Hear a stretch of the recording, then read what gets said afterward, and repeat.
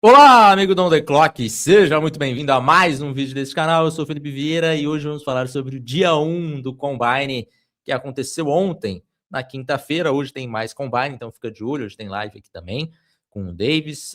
Então vamos falar um pouquinho sobre este Combine, que já tivemos alguns destaques, né? Ontem foram os linebackers, defensive tackles e defensive ends, né? Edge rushers. Então tivemos alguns pontos positivos, algumas surpresas e principalmente uma confirmação de uma classe muito forte de linebacker. Deu para ver que essa classe, tudo aquilo que a gente falava, né, durante o processo, que é uma classe de linebacker muito forte, ela conseguiu se confirmar no Combine.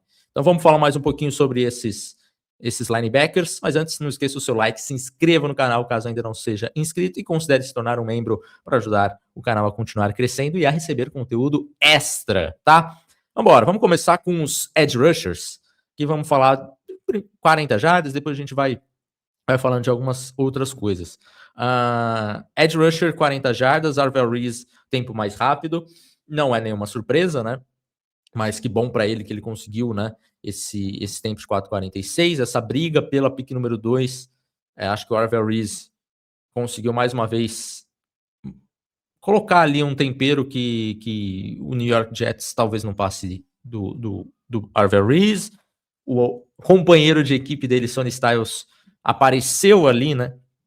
Falar, olha, tô por aqui, se você quiser me selecionar, estou aqui, mas acho que o Arvel Reese ele continua sendo o favorito. 40 jardas dele, excepcional, e aí tivemos alguns outros destaques. David Bailey, outro jogador que se coloca ali como uma escolha top 10, quase que travado já, quase que garantia, né? E aí alguns outros jogadores que foi interessante da gente ver. Por exemplo, Malachi Lawrence, de UCF, é um edge rusher que eu gostava bastante, já falei dele aqui algumas vezes, mas eu falava dele assim, pô, esse cara vai ser muito legal de pegar na quarta rodada. Eu, sinceramente, acho que ele não sobra tanto agora, né? Com um combine tão bom quanto ele fez, provavelmente é um cara que a gente vai falar aqui em terceira rodada, alguma coisa nesse sentido. Não me surpreenderia se fosse uma escolha dos 50 até 64, alguma coisa nesse sentido, né? Ainda sendo uma escolha de segunda rodada. Não acho que vai. Não acho que é o caso. Acho que ele garantiu terceira rodada. Mas eu não ficaria, nossa, olha que chocante Malachi Lawrence saindo no final da segunda rodada. Outros jogadores aqui que aparecem e foram destaques, né? Cassius Howell teve um combine que dentro de campo ele fez tudo que ele podia, né? 40 jardas foi muito bom, fez o exercício do 8 que a gente chama, né? Que ele vai pegando a toalha e para mostrar um pouco do bend, ele ali se destacou. Ele ali é um cara que você vê que ele tem essa flexibilidade no quadril, flexibilidade no tornozelo. Então, ele é o cara do bend, é o cara de contornar o arco, tá? Confirmou tudo isso. É ótimo pass rusher, mas trouxe um asterisco aqui que preocupa e preocupa bastante, que é a sua envergadura. A envergadura do Cassius Howell é a menor desde o combine de 99 para um edge rusher. Então, é muito preocupante, porque, obviamente, que envergadura é importante. A gente falou bastante disso no ano passado com o Will Campbell, e a gente viu um pouco isso nos playoffs, como o Campbell sofreu, né, com essa falta de envergadura. E o Cassius Howell, ele tem uma envergadura menor, né, do que o do Will Campbell. Então, é bastante preocupante. Mas é um cara que, ainda como pass rusher, me agrada bastante. Talvez ele tenha perdido mais estoque do que ganhado nesse combine por conta da medida. Óbvio que os times da NFL já sabiam, né? Qual é a envergadura dele. Né? Muitos scouts já falavam que surpreenderia a mídia a envergadura dele. Então, a NFL já sabia, para a NFL não perdeu, mas para a mídia que teve acesso a essa informação de fato agora, ele pode ser colocado ali mais para baixo e meio que a gente ter a impressão que o estoque dele caiu, mas que na verdade, né, a NFL já sabia disso. Agora, LT Overton, que por algum tempo ele chegou a ser falado até em primeira rodada, começo de segunda, eu não sei não. Acho que vai ficar Acho que esse sonho é um sonho distante, tá? Não rolou, não teve um bom 40 jardas, ele só fez as 40 jardas, então preocupa ainda mais, né, quando o cara só faz isso e não vai bem. O TJ Parker, ele acho que teve um tempo dentro do esperado dele, né? Nada excepcional, é um cara que atleticamente a gente via ele como um bom atleta e nada mais do que isso. Agora, me deixa triste o Tricone Drill mais uma vez, né? Todo ano eu falando isso há sei lá quanto tempo já. Tricone Drill, apenas 2 jogadores fizeram. Os 2 jogadores foram muito bem no Tricone Drill. É um exercício que mostra muito o bend. E eu queria que o Cassius Howard tivesse feito. Eu acho que ele teria ido bem e seria um ponto importante para ele. Mas enfim, preferiu não fazer. Os 2 aqui foram bem. Dennis Sutton, acho que é um cara que fez um combine que ganhou um dinheiro considerável também, né? Um pouco menos falado do que os principais ali, mas foi um dia importante para ele. E o George Gambs também, né? O Vertical Jump acabou liderando ali. Dennis Sutton, mais uma vez aqui, entre o top 5. Então foi um excelente dia para os dois, que os 2 únicos que fizeram o Tricone Drill, os 2 foram muito bem. Então, pontos muito importantes. Cassius Howell, 10 jardas dele foi excepcional, né? Ao mesmo tempo do Arvel Reese, apesar de ser um décimo aí mais lento nas 40 jardas. Mas pontos muito importantes, que eu acho que tivemos mais jogadores na posição de edge rushers ganhando estoque do que de fato perdendo.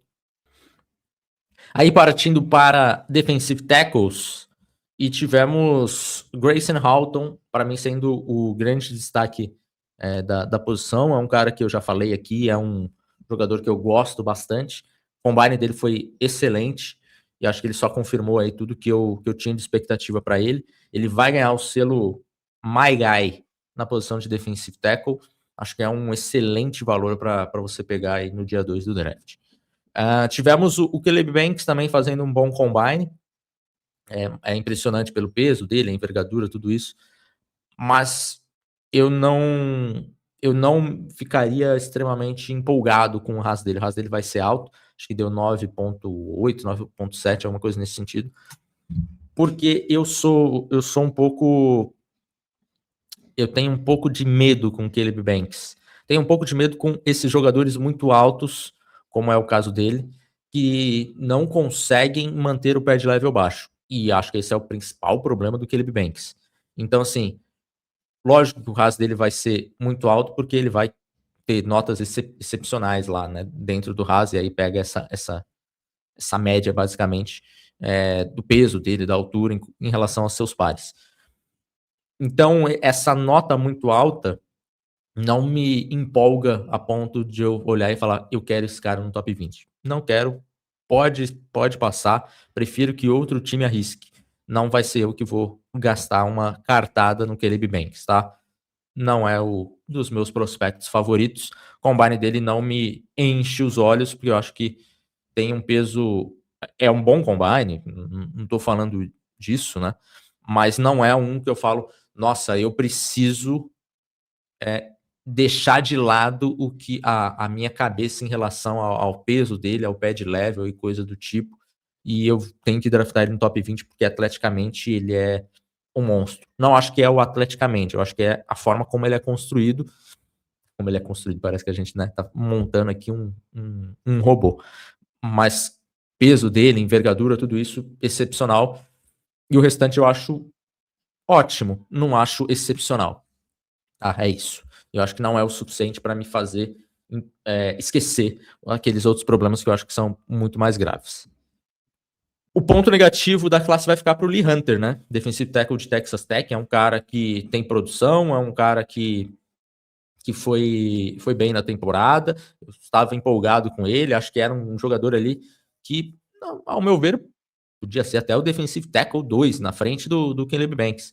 Mas o combine dele não foi legal. O combine dele vai ficar aí abaixo da média. E isso preocupa. Então é mais um defensive tackle que eu olho assim e falo, deixa outro descobrir. Não vai ser eu que vou descobrir se ele é realmente bom, se ele é ruim, porque você tem dúvidas, né? Em relação ao prospecto. Lógico, se ele acabar sobrando e tal, ele tem pontos positivos. É tudo questão de de onde ele tá saindo, qual é o valor para ele. Não odeio o cara, não é um prospecto que eu não queria ter no meu time, não é isso. Assim como é o Caleb Banks. Mas, quando você fala de um jogador que era final de primeira rodada, esse valor eu não pago, deixa outro pagar. E agora indo para as estrelas da classe, as estrelas do draft, eu diria, vamos para linebackers. E aí tivemos muita coisa positiva para falar. Primeiro, Sonny Styles. Que absurdo o combine de Sonny Styles. Absoluto absurdo. Ele não deveria ser capaz de fazer tudo isso que ele fez. 40 jardas dele, 4.46. Excelente, mas não é o ponto mais importante, né? 40 jardas dele foi ótimo, foi excelente, mas nós já vimos outros linebackers fazendo isso. Já vimos jogadores com esse peso fazendo isso. O que nós não vimos, não tínhamos visto até agora, é um jogador com o peso do Sonny Styles pular 43,5 do vertical jump. E quando perguntado para ele na entrevista, falou: e o vertical jump, o que você achou? Ele falou: it was alright. Eu queria ter pulado 45 polegadas. Tá de brincadeira, pô. É sacanagem, tá? E o Broad Jump, espetacular, de novo. A gente olha aqui, ó, o Kyle Lewis, daqui a pouco eu vou chegar nele, vou falar com um pouco mais de calma, porque acho que ele merece esse espaço também. Mas o Kyle Lewis pulou um absurdo. Você vê a diferença dele pro segundo. Porra, 4 polegadas é muita coisa. E ele não chegou nem perto do Sonny Styles, cara. O que o Sonny Styles fez ontem é histórico. É absolutamente histórico, tá? Não tem conversa. Então, para mim, o Sonny Styles, eu já falava ali com o Davis, e quando eu tava fazendo o report dele, e eu falava assim, cara, é muito difícil de tirar ponto do Sonny Styles no nosso processo. Óbvio que a gente vai tirar, porque eu acho que nem o prospecto quase perfeito a gente vai dar uma nota 9 para eles. É uma nota que é inatingível praticamente, porque a gente analisa dentro de uma trade, a gente tem ali 7, 8 subtrades, né? Então é muito difícil, cara, tirar 10 em tudo, ali 9 em tudo, 8 já é muito, muito difícil. Pesa muito, né? Qualquer notinha que a gente tira, mas conhecendo o nosso processo, eu falei, cara, é muito difícil tirar a nota dele porque ele não tem pontos ruins. Ele tem pontos que ele pode melhorar, que ele pode evoluir, como todo jogador tem, né? Mas esse combine dele fez com que a nossa discussão interna, e a gente falou isso ontem no podcast para assinantes, então escuta lá se você ainda não é assinante, tá aqui no canal do On The Clock, e a gente falou que ele tinha tudo para ser o nosso número 1 geral da board. Antes do combine a gente falou isso, né? E aí acho que esse combine meio que solidificou, né? É um cara que não tem pontos, cara. A gente passa na nossa métrica de produção, ele bate nota elite. A gente passa no combine, é nota 10 de raça, é nota elite de combine. E o que ele faz na NFL no tape, na NFL no college, foi espetacular. Então, é um cara que sim, eu estaria muito de olho na número 2 para o New York Jets. Não acho que ele vai sobrar para Dallas Cowboys, quem tá falando, Dallas Cowboys passou já, meu amigão. Aqui a conversa é Jets ou no máximo, Washington Commanders na número 7. Eu acho que New York Giants fica muito de olho, porque talvez seja uma escolha muito, muito provável, talvez seja bem provável disso acontecer. Mas é isso. New York Jets, eu acho que vocês têm que voltar lá e falar Arvell Reese ou Sonny Styles e tentar responder essa pergunta aí pelos próximos 2 meses. Mas, enfim, depois desta ode a Sonny Styles aqui, vamos falar de outros jogadores que também merecem serem destacados. Kyle Lewis, como eu falei, espetacular o combine dele. É um cara que eu tinha uma expectativa muito alta. O combine dele foi excepcional. Tem o tamanho menor do Kyle Lewis que pergunta, ele é linebacker, ele é safety.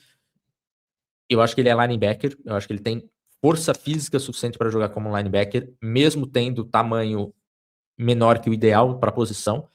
Ele vai fazer os drills também de safety no Combine, que é bem legal. Mas eu acho que ele é um jogador muito, muito interessante para você, né, escolher. E aqui estou falando de um jogador que era falado como quarta rodada, quinta rodada. Eu acho que agora ele meio que garantiu uma terceirinha para ele, tá? E eu estaria muito feliz se o Carolina Panthers, por exemplo, eu costumo falar Carolina Panthers porque é o meu time, tá? Então, para vocês terem uma ideia do que eu gosto, o que eu faria, né? Não, olha, ele só fala dos Panthers porque é o time dele. Não, é só para vocês terem uma ideia do se eu gosto para mim, vocês vão gostar para vocês também. Então, eu pegaria ele na terceira rodada dos Panthers tranquilamente, tá? Outros jogadores que eu já gostava, continuo gostando. Anthony Hill, linebacker de Texas, jogador muito legal que eu também tenho. Acho que eu pegaria ele na primeira rodada, dependendo da situação, tá?